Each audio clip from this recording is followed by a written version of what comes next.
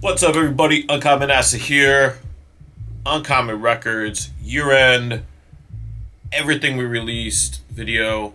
I like to do these once a year. Now we're back in the full swing of things because it just gives people a chance to kind of take a look at maybe some things that they missed, get reminded of some things to go back to. As a label, we've really come a long way the last 2 years in 2020 and 2021, just putting out releases again and I'm super excited about it. So, if you're interested in the kind of content we make here, please subscribe. Hit that subscribe button right down there. We do flashback sessions, which is me and Shorefuse sort of going over some of my recording studio experience, sessions of some popular stuff that I've worked on, things like that. Stuff that I've never really talked about before.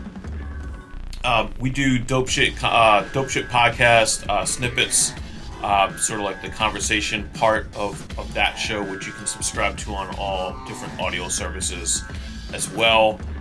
We do label updates like this. We of course do official music videos, audio streams. I'm planning some other stuff for next year. I want to do more live beat making sessions, which people seem to dig. So. If you're into that kind of stuff, you're into indie hip hop in general, this is a good place to be. Subscribe to the channel. It's now at Uncommon Records NYC. We're lining all of our stuff. So that's the movement for YouTube right now. That said, items that we released in 2021 as we move into 2022, let's not forget what we did. So in the beginning of the year, we started with something completely new. Me and Shorefuse decided together, we kind of came up with this concept for an imprint label underneath Uncommon Records called Uncommon Restoration. And the goal of Restoration is to really bring back a lot of like the hidden gems and the classics from the Uncommon Records back catalog and even beyond our catalog in some cases, in the future. So, we set out to do this, as the Uncommon Records part of the label. A lot of that was getting some of this music maybe back or refreshed onto digital services. But the Uncommon Restoration component was putting out records as 45 RPM 7-inch releases. We want that to be like a thing for us. So we started the year, this was the first one. We did 2 in the first year, which to me is pretty amazing. This is Tracy Jones's D.d.b with Humancloud Abandonment. It's from the album Humancloud Abandonment.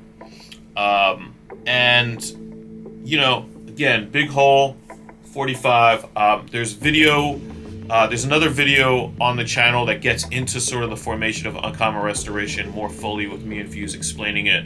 So I'll link that down below. Another thing to highlight is this also brought back Tracy Jones's full album. Uncommon released it back in like 2007, 2008-ish. I think it was 07. And might even been 2006 now that I think of it. But it was a long time ago. And it got to a point, Tracy moved to Japan. That would probably happen sort of around the time when the record came out or shortly after. And after a few years, even though I loved the project and loved his music, I kind of returned the rights back to him because I felt like it was the right thing to do to let him kind of do what he wanted with it. And then years later, last year in 2020, I came back across the album and I decided I want to reach out to Tracy, see how he's doing first of all. I mean, we've been in touch, but check in again and try to bring this thing back. And then that sort of led to the whole thing with the 45s and the imprint label. So you can hear the full album on Spotify, all other streaming services, on Bandcamp. It's a digital release, and it's got all the instrumentals this time, which had never been released before. Shout out to Zesto, Algernon. Zesto did all the tracks besides one that Algernon did. Masai actually did the bonus track that's on there. So shout out to all the production that's on this record. And then I did a remix in 2020 that came out last year in 2021 of the title track. After that, in March, it was time for me to start releasing music from my then upcoming album, Only Child. It's an album completely produced by Masai Music. Again, done videos about all this stuff already, so I'm going to link all of that. If you're interested in one particular release or not, there's probably a video for each thing. So U68 was the first single, and that digital single is available. It's got the instrumental on it. More on that to come. The second single from that album was Vincent Crane. That came out just through the means of a music video here on the channel.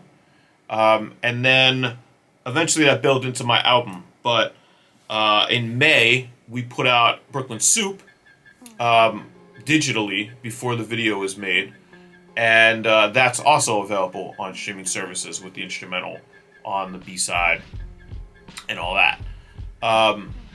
Before we got to Only Child, though, we took a very positive break, and we were able to get Masai Bay's music back into sort of the public sphere and into streaming services. So at a certain point during the year, maybe it was late 2020 or early 2021, I approached Masai Bay about his catalog and said, look, you know, like, as you know, the music is not available on streaming. I really think it deserves to be heard by people still to this day. You know, we at Uncommon had 3 of his projects already. Panacea Goldmine, C87, and Kitchen Chemistry. And wanted to get the other releases back onto the digital services and do stuff with 45s over time. So we started out, well, long story short, ended up signing most of his back catalog, so it will be coming out on Uncommon Records. So thankful for that. That's going to be awesome. But what we ended up doing first is we started from where most people heard Masai the first time, which was Paper Mache. It was a single out on Definitive Jukes. I worked on the single, I mixed it, you know, and it's a classic, obviously. You know, it's a song that I could listen to a million times over and over again and not get bored. So that's how we ended up with this here, which is a Paper Mache reissue on 45 RPM 7-inch. It's got the beginning on the back, which features Vast Air and BMS. Both tracks were produced by LP. And, you know, I couldn't be more excited to bring this back to life on vinyl in a different format. But also another thing that we did is we put the full Paper Mache 12-inch single in a 20th anniversary form, where I added like a live live audio clip of Masai performing non-stop at like a Def Jux release party back in the day. And I think that's the first time that the full single has ever been available on digital streaming services. I know Paper Mache has been available in the past, but that's the first time that the full body of the single has been digitally available. So I'm super excited that we were able to do that. After that, we did finally get to Only Child, which is my album with Masai Music. That came out right here.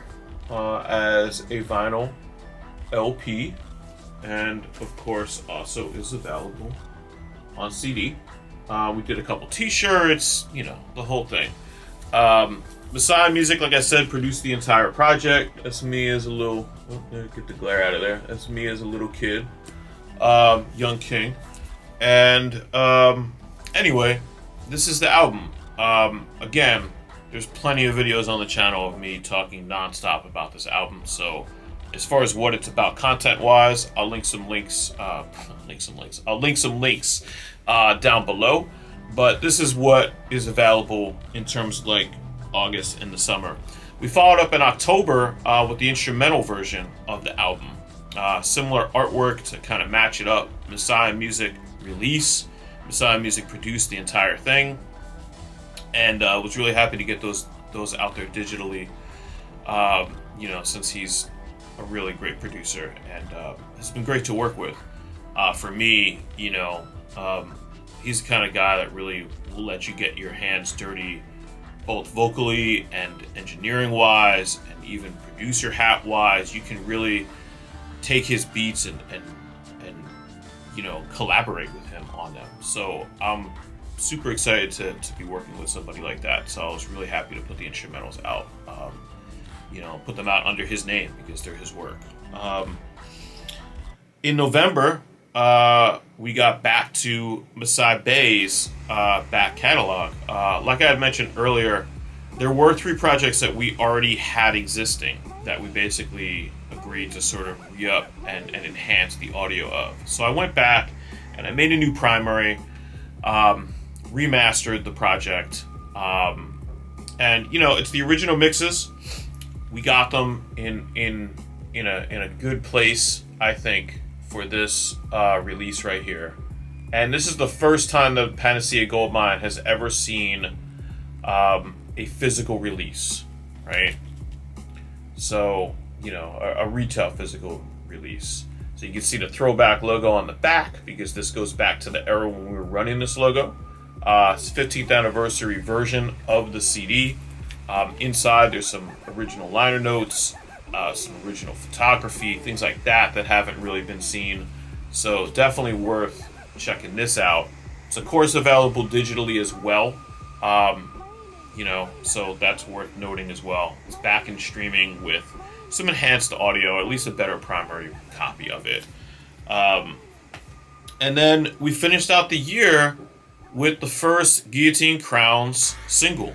It's called Rebel Crowns. Me and Shorefuse have worked on this album for a long time. It's the one thing that I can easily reveal and say, yes, that is going to happen in 2022. There are some other things in the works, some other things even in manufacturing, but I'm not going to put out spoilers. But Guillotine Crowns, Hills to Die On, is coming out at least in the spring, definitely in the spring. And we'll have updates on CD versions, vinyl versions certainly, and further singles are going to be coming out. But like I said, Rebel Crowns is out right now. You can go to any streaming service. You can go to Bandcamp and download it for free. And you can go to any streaming service and hear it. There's going to be more of those singles coming to kind of continue to generate some buzz. Hopefully we get some videos together.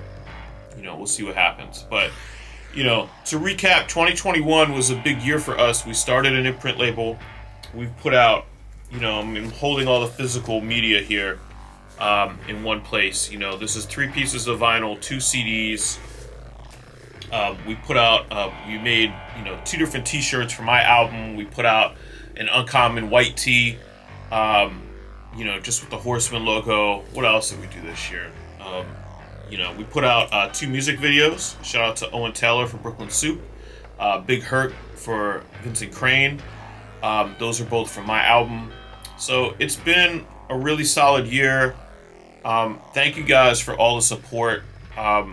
If we weren't selling these things, we wouldn't keep making them. So thank you very much for everyone that has, given us some money back so that we can move on and press up the next thing. Because that's really what it's all about at this label, is just taking whatever we get, reinvesting it, and making more stuff.